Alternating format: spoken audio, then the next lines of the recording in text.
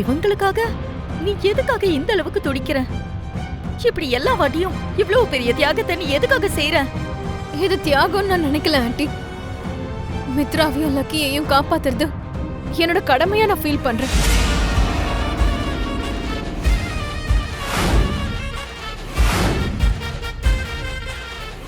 தாலி பந்தமோ துப்பல் கூடி பந்தமோ இல்லைனாலும் மித்ராவும் லக்கியும் தான் என்னோட சொந்தம் நான் நினைச்சிட்டு இருக்கேன்.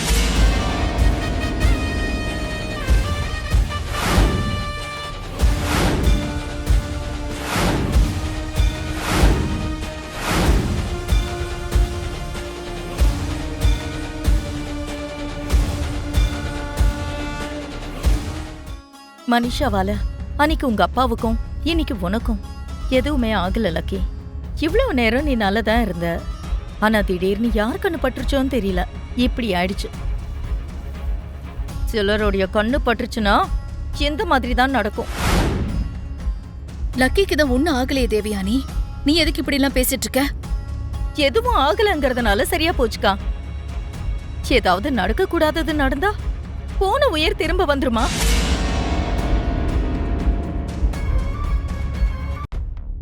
வீட்ல இருக்கிறது நாம தானே தேவயானி.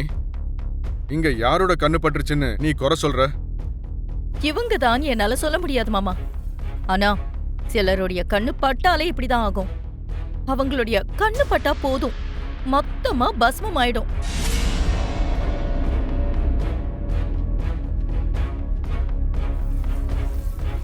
நீ என்ன ஐ ஸ்பெஷலிஸ்டா மம்மி? கண்ணை பத்தி பயங்கரமா சொல்ற. இந்த டைம்ல ஜோக் பண்ணாத விவேக். டயத்துக்கு மனுஷா தேவதை மாதிரி வந்து லக்கிய காப்பாத்தினதுனாலதான் அவ உயிரோட இருக்கா. நாமளும் இப்போ சந்தோஷமா இருக்கோம்.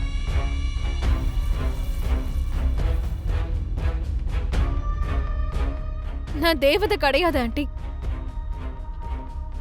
அன்னைக்கு மித்ராவையும் இன்னைக்கு லக்கியையும் காப்பாத்துறதுக்கான வாய்ப்பு அந்த கடவுள் எனக்கு கொடுத்திருக்காரு.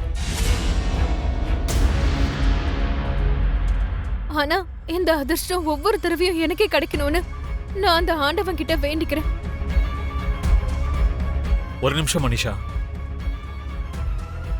நான் சொல்றத எல்லாரும் கேளுங்க.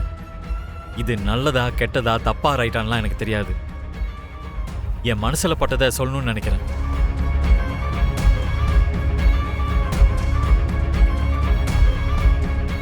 என்ன மித்ரா அது? நான் மனிஷாவை கல்யாணம் பண்ணிக்கணும்.